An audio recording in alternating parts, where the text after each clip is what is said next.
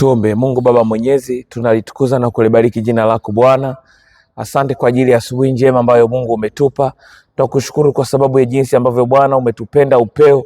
Hata Bwana umetuchagua kati ya wengi kutuamsha tukiwa wazima na wenye afya. Lakini sana Bwana kwa ajili ya kutukusanya watoto wako mahali na kusogeza madhabahuni pako asubuhi ya leo. Bwana Yesu, tunanyenyekea chini ya mkono wako wenye nguvu ulio hodari mno Bwana. Mungu mwaminifu, upende kusema nasi tena katika siku hii ya leo ya Alhamis.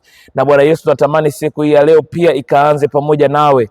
Tunakukabidhi Bwana ratiba yetu, tunakukabidhi Bwana siku yetu, tunakukabidhi Bwana majukumu yetu, tunakukabidhi Bwana mipango yetu, tunakukabidhi Bwana vyote nitakavyovifanya katika siku ya leo.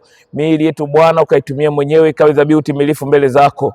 Baba wa rehema, Mungu wa neema, tunakusihi Mungu wa milele yote Baba, ukubali kupenda na kutembea na watoto wako Bwana. Utuongoze katika ishara kama ambavyo uliongoza taifa la watoto wako na watumishi wako Israel. Tena Bwana ukawaongoza kwa ishara mchana na usiku. Nasi Bwana Yesu natamani kuona neema yako ikiwa pamoja nasi katika siku hii ya leo, lakini kipekee sana katika ibada ya asubuhi hii ambayo Bwana umetupa. Mungu mwaminifu, tukakufanyia ibada ya moyo, tukakufanyia ibada ya shukrani, tukakufanyia ibada Bwana ambayo itajidhihirisha mwenyewe kwamba tuko tayari kusikia kile ambacho Bwana umekusudia kusema na watoto wako na watumishi wako. Nasi Bwana Yesu, mioyo yetu ina jambo la kukushirikisha. Tunakuomba Bwana upende kusema nasi, na Bwana Yesu upende kutusikiliza yale yaliyojaza mioyo yetu, ili Bwana Yesu tukaone namna ya kipekee ya mahusiano kati yetu na wewe Mungu ikizidi kuimarika. Bwana, wewe Mungu unayejua mahitaji ya kila mmoja mmoja, wewe Mungu unayejua shauku ya kila mmoja mmoja, wewe Baba unayejua neema ya kila mmoja mmoja. Bwana Yesu upende kutufunika kwa baraka zako. Sifa na utukufu Mungu narudisha kwako. Tunaomba haya kwa jina la Yesu Kristo Mwokozi na mpatanishi wetu, amen. Basi tafadhali tuketi katika uwepo Mungu wetu. Tutakuwa tunaimba tenzi namba 25. Tenzi namba 25.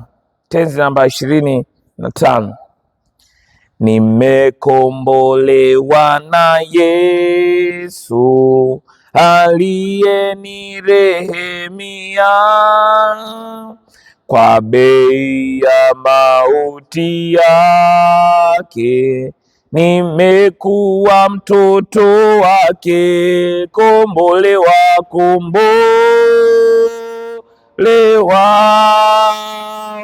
na kombolewa na damu ya Yesu, kombolewa.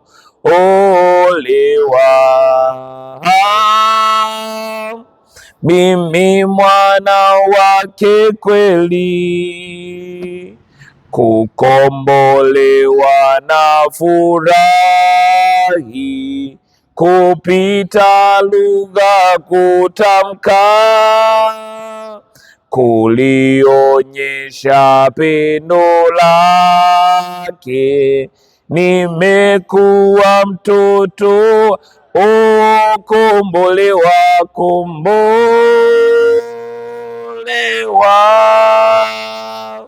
na kombolewa na damu ya Yesu, kombolewa.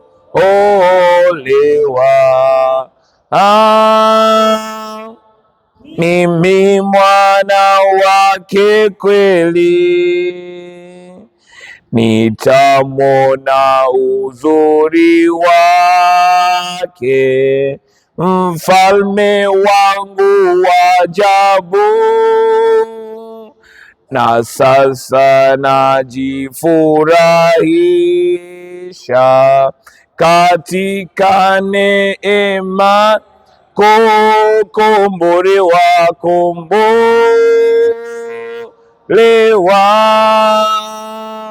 na kombolewa na damu ya Yesu, kombolewa.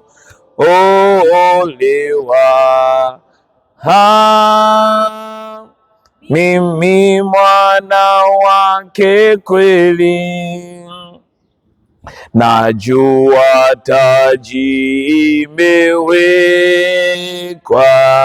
mbinguni tayari kwangu, muda kitambo atakuja ili alipo niwe pokombolewa,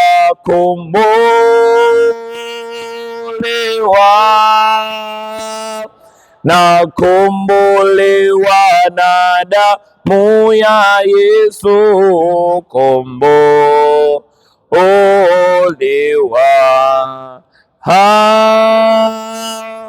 Mimi mwana wake kweli. Mtumishi wa Mungu, Bwana Yesu asifiwe. Bwana asifiwe sana. Basi tuna kila sababu ya kumshukuru Mungu ambaye tena ametupa siku hii ya leo iwe siku kwetu, aliyetuamsha wazima na wenye afya. Kila mmoja lilala kwa majira yake, lakini Bwana amechagua kutuamsha tena, amekusudia kutukusanya mahali hapa kama watumishi wake, na anaendelea kusema na maisha yetu. Tunajua mioyo yetu pia ina mambo ya kumwambia Mungu, jambo fulani kwa ajili ya maisha yako, jambo fulani kwa ajili ya maisha yangu, lakini Mungu naye ana jambo kwa ajili ya maisha yetu. Watumishi wa Mungu, tunalo somo la baraka ambalo tumeanza nalo tangu siku ya Jumatatu asubuhi na jioni, lenye kichwa kinachosema taa ya Mungu bado inawaka. Taa ya Mungu bado inawaka. Na nilisema lengo la somo hili kwanza ni kukumbusha kwamba neema ya Mungu bado ipo na nuru yake hiyo itaweza kututoa katika giza.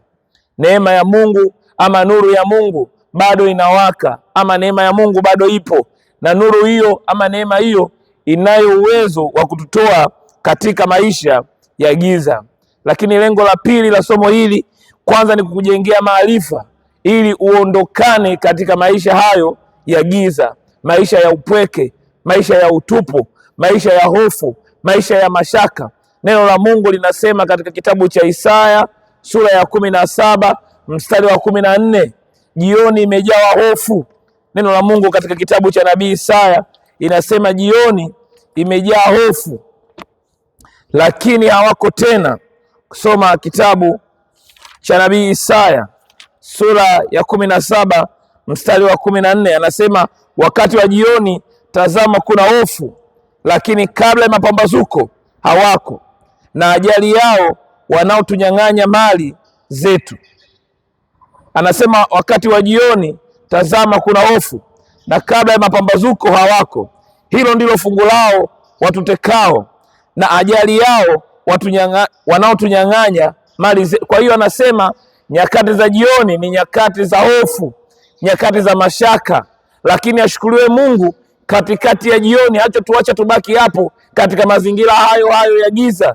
Anasema kabla ya mapambazuko, hao waliosababisha jioni yako, hao waliokutesa, hao waliokunyang'anya mali, hao waliokudhulumu, hao waliopoteza furaha, hao waliosababisha majeraha kwenye moyo, hao waliosababisha mambo kadha wa kadha, waliofanya fitina, waliofanya uharibifu kwa namna yoyote, neno la Mungu mapambazuko, anasema kabla mapambazuko hao watu hawatakuwepo katika jina la Yesu. Nami ni maombi yangu kwa Bwana, kama kuna jambo lilikuwa limetushikilia, pengine ni maradhi, pengine ni vifungo mbalimbali, pengine ni vifungo vya familia, pengine ni vifungo vya kazi, pengine ni fitina za kazini, pengine ni uharibifu na yoyote, kama hayo ni mazingira ya jioni yanayotengeneza hofu, kabla mapambazuko kuwepo, hivyo vitu visiwepo katika jina la Yesu. Wanaoamini wangesema amen.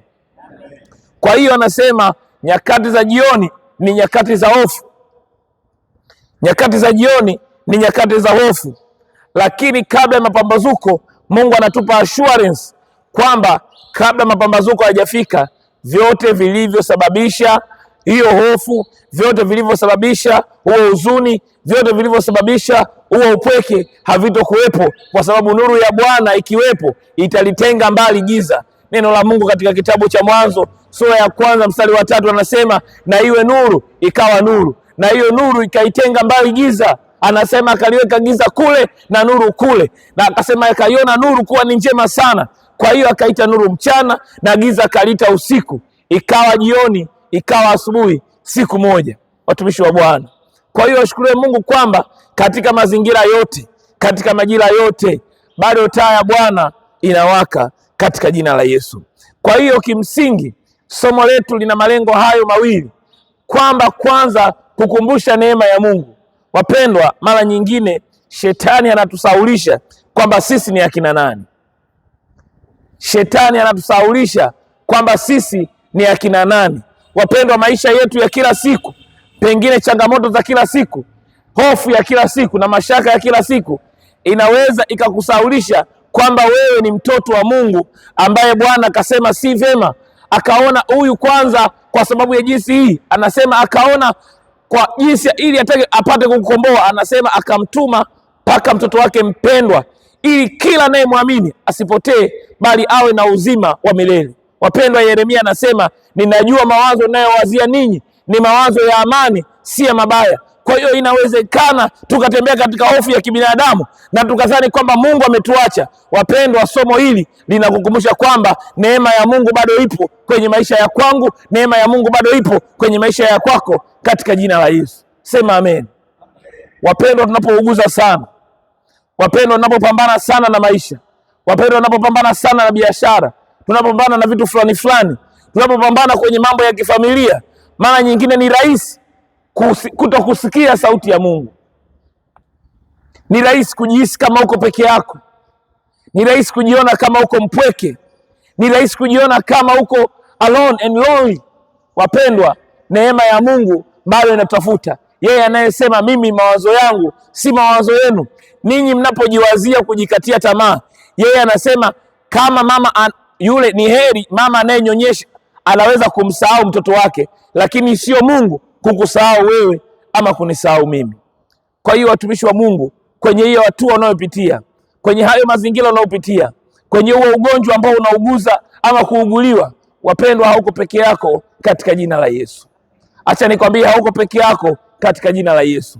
Mazingira kweli yanaweza kawa magumu na ukadhani kabisa kwamba hapa sina kimbilio, sina msaada. Wapendwa, neno la Mungu linatukumbusha asubuhi ya leo kwamba katika mazingira hayo bado taa ya Bwana inawaka kumtafuta mtu mmoja katika jina la Yesu. Wapendwa, ni maombi yangu katika Mungu, huyo mtu anayetafutwa huwe wewe katika jina la Yesu. Kwa hiyo lengo la somo kwanza ni kudhihirisha uwezo wa Mungu kwamba katika yote na katika vyote bado neema yake ipo. Na tulisoma jana katika kitabu cha Warumi, waraka wa Paulo mtume kwa Warumi sura ya 13 mstari wa 12. Kitabu cha Paulo mtume kwa Warumi sura ya 13 mstari wa 12. Kitabu cha Paulo mtume kwa Warumi sura ya 13 mstari wa 12. Neno la Mungu linasema usiku umeendelea sana, mchana umekaribia. Usiku umeendelea sana, mchana umekaribia. Basi tuyavue matendo ya giza na kuzivaa silaha za nuru. Anasema basi tuyavue matendo ya giza na kuvaa silaha za nuru. Wapendwa, neno la Mungu Paulo anavyosema kwamba usiku umeendelea sana, mchana umekaribia, maana yake maisha ama zama zetu za usiku, majira yetu ya usiku yanavyozidi kuwa totoro, giza linavyozidi kuwa nene kwenye maisha yako, hata usiweze kuona kesho yako itakuwaje, hata usiweze kuona hatua yako inayofuata itakuwaje, hata usiweze kuona kesho kutwa yako itakuwaje, usiweze kupanga mipango ukadhani kila kukicha ni afadhali ya jana. Wapendwa, Paulo anasema giza linapokuwa totoro ujue mchana umekaribia. Wapendwa katika jina la Bwana, mimi sijui giza lako mtumishi wa Mungu unatembea katika giza gani, lakini uhakika niliokuwa nao ni huu mmoja, kwamba ikawa jioni na asubuhi inakuja katika jina la Yesu. Wanaoamini wangesema amen. Kwa hiyo ni kweli, acha jioni ije. Ni kweli hatuwezi kuepukana na jioni. Ni kweli hatuwezi kuepukana na giza. Ni kweli hatuwezi kuepukana na magonjwa. Hatuwezekani kuepukana na masumbufu ya kila mahali. Haiwezekani.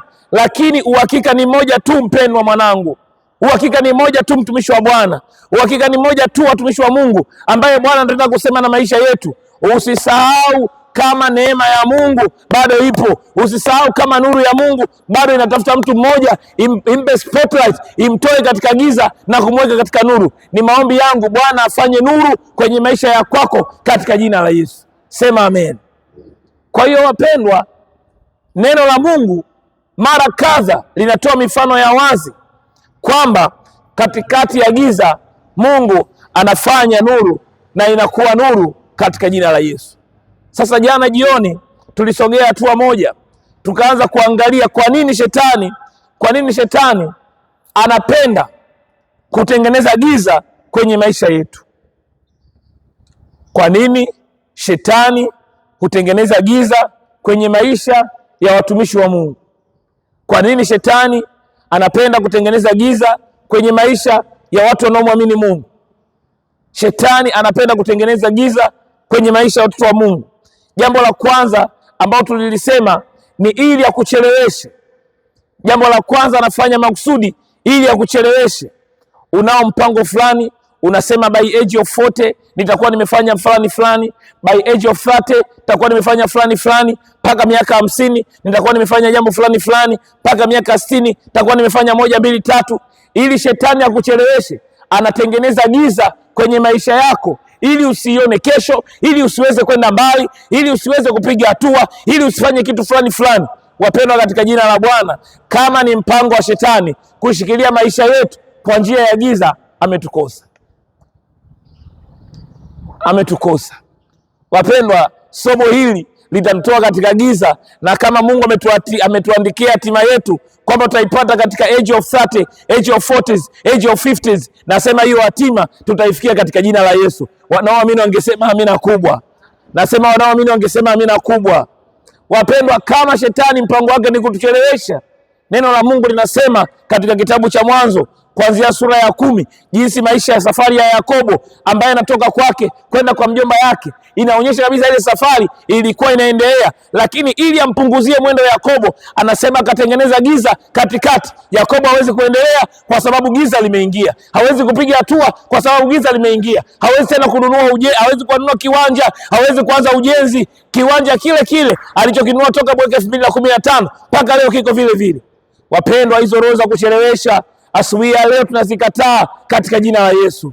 Nasema kama kuna roho zinazotuchelewesha tusifike mahali fulani, tunazikataa katika jina la Yesu. Kwa hiyo wapendwa, mpango wa shetani wa wazi kabisa ni anatia giza, anatia hofu, anatia mashaka kwenye maisha ya kwako ili akucheleweshe. Makusudi kabisa ili akucheleweshe. Sema Bwana Yesu, kama kuna vitu vinavyonichelewesha, kama kuna roho inayonichelewesha, kama kuna giza linalonichelewesha nisipige hatua, Bwana Yesu, ninaita nuru yako kwenye maisha yangu, nitoke mahali hapa, nipige hatua, nisogee mbele katika jina la Yesu na kwa damu ya Yesu. Pigie Bwana Yesu makofi. Pigie Bwana Yesu makofi. Jambo la pili ambalo shetani analifanya, kwa nini shetani anapenda kutengeneza giza? Nimesema jambo la kwanza ni ili atucheleweshe kufika mahali ambapo tunapaswa kufika, na jambo la pili ambalo tulisema ni ili kusahauliwa. Wapendwa, unatuma applications za kazi mahali fulani, unatuma maombi yako ya kazi mahali fulani, unatuma maombi yako mahali fulani, unaongea na mtu fulani kwa ajili ya jambo fulani, au unafanya biashara fulani, na watu wote wanajua kama Mama Yese anafanya biashara fulani, tukihitaji bidhaa fulani tutaipata kwake. Alafu shetani makusudi anatusahaulisha kwamba ukitaka bidhaa hiyo anayo mama fulani, ukitaka vitu fulani anavyo kaka fulani, ukitaka huduma fulani anayo mtu fulani. Lakini shetani anafanya makusudi ili tusahaulike kabisa. Kuna mtu ukimpigia simu anakuambia na mimi nilikuwa nakuwaza jana tu, lakini huyo mtu hajakutafuta miezi na miezi. Kwa nini? Ni kama vile amekusahau. Wapendwa, ni mbaya sana kutembea katika kipindi cha kusahauliwa. Na hapa ukisoma neno la Mungu kitabu cha pili cha Samuel kuanzia sura ya 9, kitabu cha pili cha Samuel kuanzia sura ya 9, kuna habari ya mtoto wa Jonathan. Mtoto wa Jonathan anaitwa Mephibosheth. Jonathan alikuwa ni mtoto wa Sauli ambaye ni mfalme. Watumishi wa Bwana, sikilizeni. Sauli alikuwa ni mfalme. Maisha ya kifalme nyinyi wote mnayajua. Kwa hiyo Sauli alikuwa ni mfalme na mtoto wake wa kiume anaitwa Jonathan alikuwa ni mtoto wa kifalme ambaye pengine baba yake angezeeka ama angefariki, basi yule mtoto ndo angekuwa mfalme. Kwa hiyo mazingira yake yalikuwa yamejiandaa kupokea ufalme baada ya baba yake. Watumishi wa Bwana, Jonathan alikuwa na yeye na mtoto, kwa hiyo mtoto wake anaitwa Mefiboshethi. Huyu mtoto sio tu mtoto wa Jonathan, lakini ni mjukuu wa mfalme. Kwa hiyo yupo kwenye familia ya kifalme. Watumishi wa Bwana, mtu akiwepo kwenye familia ya kifalme anaishi maisha fulani ya kifalme, hadhi yake inakuwa kubwa kwa sababu yupo katikati ya familia ya kifalme. Lakini wapendwa katika Bwana, acha niwaambie, kufumba na kufumbua, mambo yakabadilika. Babu yake akafa, baba yake akafa, ufalme ukapotea, akajikuta yuko mbali. Neno la Mungu linasema akajikuta tena hayupo kwenye nyumba ya kifalme, yuko huko mbali, panaitwa kwenye nyumba ya Makiri, panaitwa Lodebari, mahali ambapo watu waliposauliwa wanakaa huko, mahali ambapo watu waliokataliwa wanakaa huko, mahali ambapo watu wadhaifu wanakaa huko, mahali ambapo hakuna watu ambao hawana thamani wanakaa huko, na watu wote wakamsahau. Ashukuriwe Mungu kwa sababu taa yake bado inawaka. Na hata Daudi alipokuwa mfalme akasema hivi, hakuna mtu yeyote katika nyumba ya Jonathan, katika nyumba ya Sauli, ili nimtendee wema. Wapendwa, nuru ya Bwana ili mwangazia huko huko alipo. Pengine Mefiboshethi alikuwa amejikatia tamaa, akadhani kwamba nitakufa katika nyumba za kupanga, nitakufa katika nyumba hizi, mtaji wangu utakuwa huu. Wapendwa, nuru ya Bwana ikikuangazia, maisha yetu hayatabaki hivi hata milele. Hiyo neema ya Bwana itabadilisha hatima za maisha yetu katika jina la Yesu. Wale waliotusahau watatukumbuka katika jina la Yesu. Vilivyokuwa kwetu vikatupita vitaturudia katika jina la Yesu. Zile haki ambazo tulipaswa tuzipate tutazipata katika jina la Yesu. Kwa hiyo wapendwa, msukumo wa Mungu ukawa ndani ya Daudi, ukasema ni nani anayeweza kwenda kunitafutia mtu yeyote katika nyumba ya Sauli mfalme? Siba akasema yuko mwana wa Jonathan, mwana wa Sauli, yupo katika nyumba ya Makiri mahali fulani. Wapendwa, ni maombi yangu kwa Bwana, kama kuna mtu anapaswa kututaja mahali fulani, wapendwa, tunalikumbusha jina letu kwake katika jina la Yesu. Sema amina. Lazima tupate mtu ambaye atakuwa referee kwetu, ataturecommend mahali ambapo sauti zetu hazifiki, sauti ya Mungu inafika. Haujanielewa mtumishi wa Bwana? Kuna mahali ambapo unapaswa kupata tenda, mtumishi wa Bwana.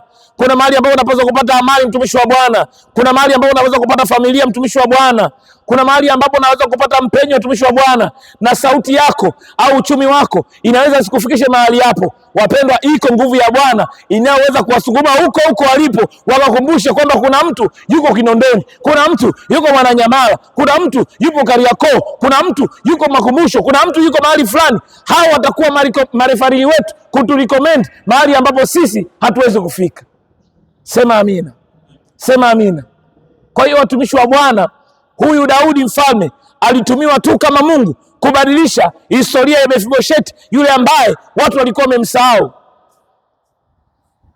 Wapendwa, ukitoka katika nyumba ya kifalme, ukitoka katika line of success, njia yako ya baraka, mpaka kurudi katika line hiyo ya success, njia ya neema, inahitaji sana neema ya Mungu.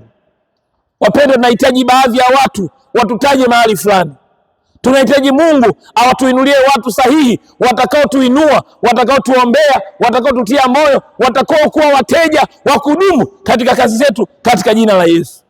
Wapendwa, tunahitaji watu ambao watatukimbilia kwa kweli, watatutia moyo kwa kweli, hawatatujeruhi kabisa, watakuwa watu watakao tupa amani katika jina la Yesu.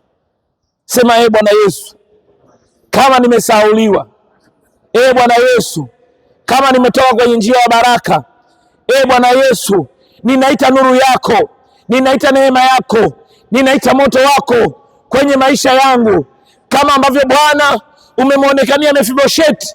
Ninakuomba unionekanie na mimi, unionekanie na mimi, nitoke Lodebari, nitoke kwenye madeni, nitoke kwenye magonjwa, nitoke kwenye laana, niingie kwenye baraka, niingie kwenye furaha, niingie kwenye amani, niingie kwenye miradi katika jina la Yesu na kwa damu ya Yesu. Pigie Bwana Yesu makofi. Wapendwa, jambo la anao shetani anafanya makusudi ili tusauliwe ni kwa njia ya giza. Wapendwa, maisha ya Mefiboshethi pengine yangeishia pale. Neno langu ni moja kwako, mtumishi wa Mungu. Nasema hivi, hatutobaki kwenye nyumba za kupanga milele. Nasema hivi, hatutobaki kwenye biashara za watu milele. Nasema hivi, hatobaki katika kulia milele. Neno la Mungu linasema nijapokuhuzunisha nitakufurahisha. Neno la Mungu linasema nijapokuhuzunisha nitakufurahisha. Neno la Mungu linasema katika maombolezo, yeye atakomesha kabisa hayo mateso, hayatainuka mara ya pili. Ni maombi yangu kwa Bwana, Bwana akomeshe mateso na maumivu unayopitia katika jina la Yesu. Sema amen. Wapendwa, jambo la tatu, kwa nini shetani analeta giza kwenye maisha yetu? Kwa nini shetani analeta giza kwenye maisha yetu? Kwa nini shetani analeta giza kwenye maisha yetu? Jambo la tatu ni ili kufanya vitu tunavyovifanya vilale. Ni ili kufanya vitu tunavyovifanya vilale. Ni ili kufanya vitu tunavyovifanya vilale, yani visifanyike, vilale, viwe vimepooza, vibaki katika hali hiyo hiyo. Neno la Mungu katika kitabu cha Matendo ya Mitume sura ya 12 kuanzia aya ya 1. Neno la Mungu katika kitabu cha Matendo ya Mitume sura ya 12 kuanzia aya ya 1, neno la Mungu linasema, panapo majira yale Herode mfalme akanyosha mkono wake kuwatendea mabaya dhidi ya watu wa kanisa, akamuua Yakobo ndugu yake Yohana kwa upanga, na akaona kuwa imewapendeza Wayahudi, akaendelea kumshika na Petro. Siku hizo zilikuwa siku za mikate isiyochachwa. Alipokwisha kumkamata, akamweka gerezani, akamtia mikononi mwa vikosi 4 vya askari 4 ili wamlinde, akimtaka baada ya Pasaka kumtoa na kumweka mbele ya watu. Basi Petro akalindwa gerezani, nalo kanisa likamwomba Mungu kwa juhudi kwa ajili yake. Hata wakati Herode alipotaka kumtoa, usiku ule Petro alikuwa analala katikati ya askari wawili.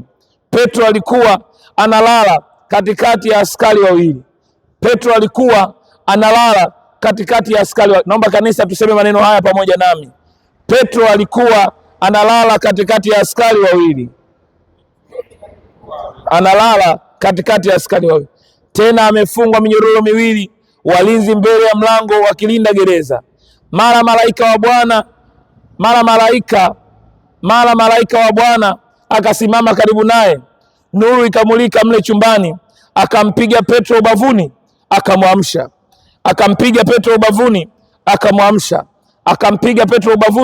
akamwamsha, akasema, ondoka upesi. Minyororo yake ikamwanguka mikononi. Malaika akamwambia, jifunge, kavae viatu vyako. Akafanya hivyo, kisha akamwambia, jitwike nguo zako ukanifuate. Wapendwa, neno hili la Mungu linakuja kipindi ambacho Herode anawatesa kanisa la kwanza.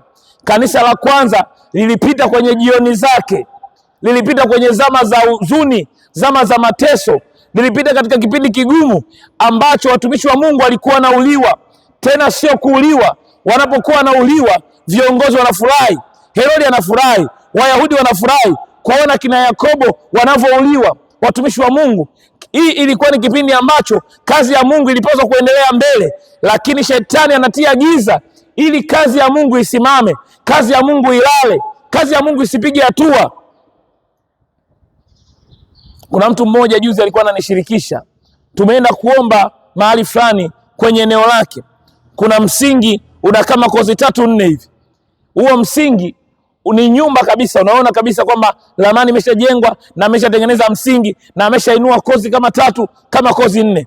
Ukiangalia yale matofali unaona kabisa mpaka matofali yanaanza kuharibika kwa sababu imekaa pale kwa muda mrefu, hayaendelei mbele. Na kazi yake sio kwamba amefukuzwa kazi, sio kwamba kuna kitu kimeharibika kwenye maisha yake, yani haelewi, anasema mimi sielewi, sijui kwa nini, lakini ana zaidi ya miaka 8 hajapaendeleza pale. Wenzake wote tayari wameshajenga, wale ambao walikuwa ni majirani ambao walikuja nyuma yake, yeye aliyowashawishi kwamba twendeni tukanunue kiwanja huku, tukafanye vitu fulani huku, wenzake wote tayari wameshakaa na familia zao tayari zimeshakaa, yeye pako vile vile pamecheleweshwa. pamelala, hapaendelei, hapapigi hatua. Watumishi wa Mungu, Herode alivyokuwa anaangalia hali ya kanisa, anasema akawa na furahi kuona jinsi anavyowatesa watu na kazi ya Mungu anavyoizoofisha, kwa sababu badala ya watu kufanya kazi kwa uhuru, badala ya kufanya yani, unaona sisi leo tuko hapa wachache, lakini na uhuru wa kujirekodi, watu wanaangalia, wanafuatilia huko mitandaoni, lakini wao ilikuwa sio tu kuwa sisi wachache.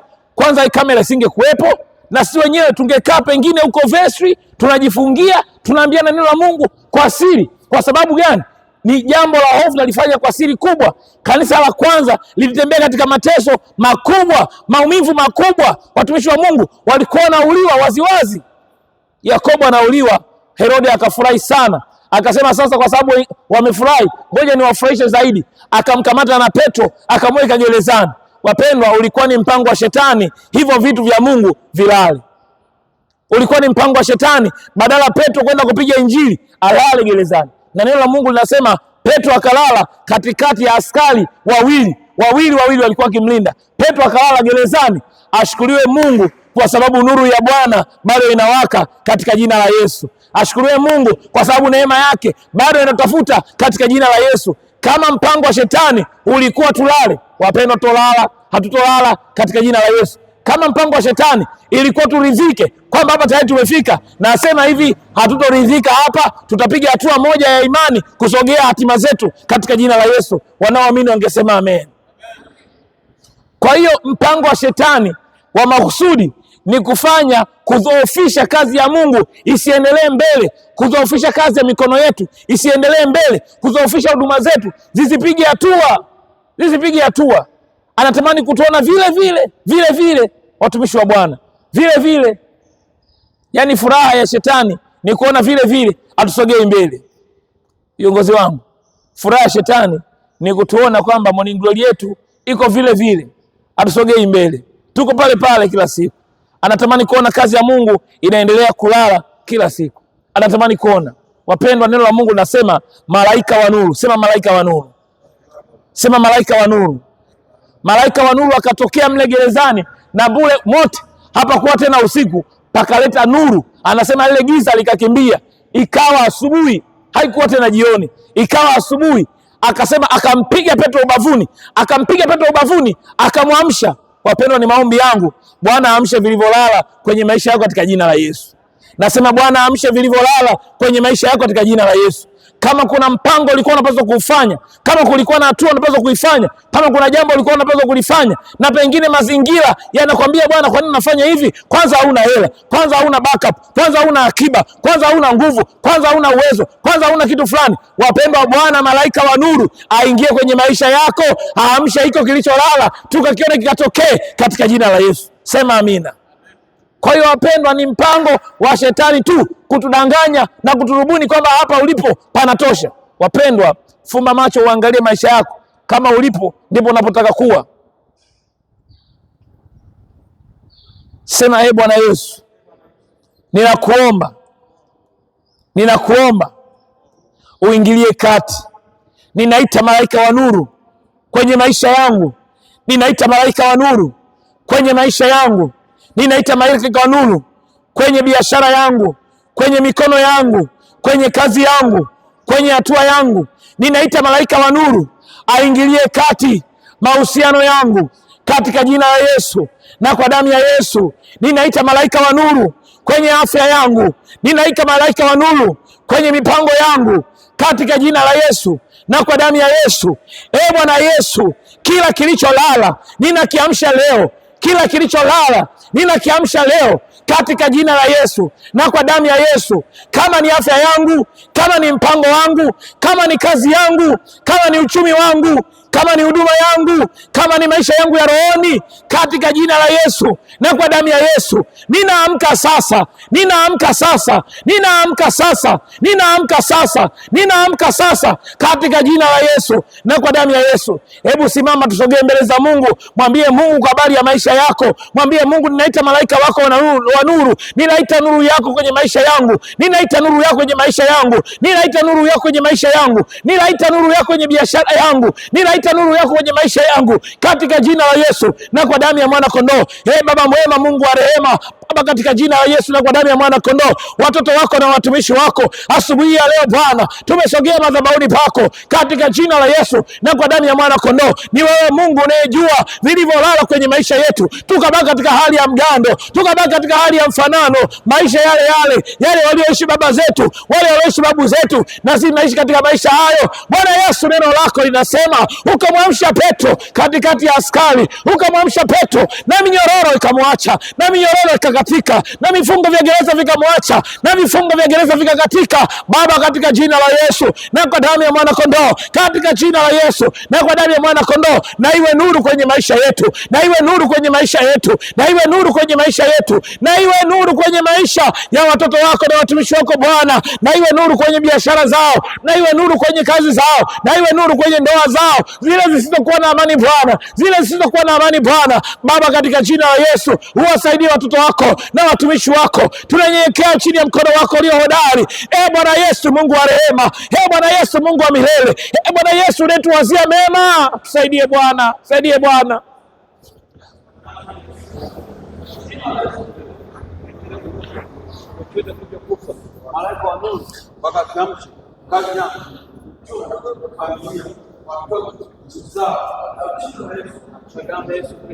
Maendeleo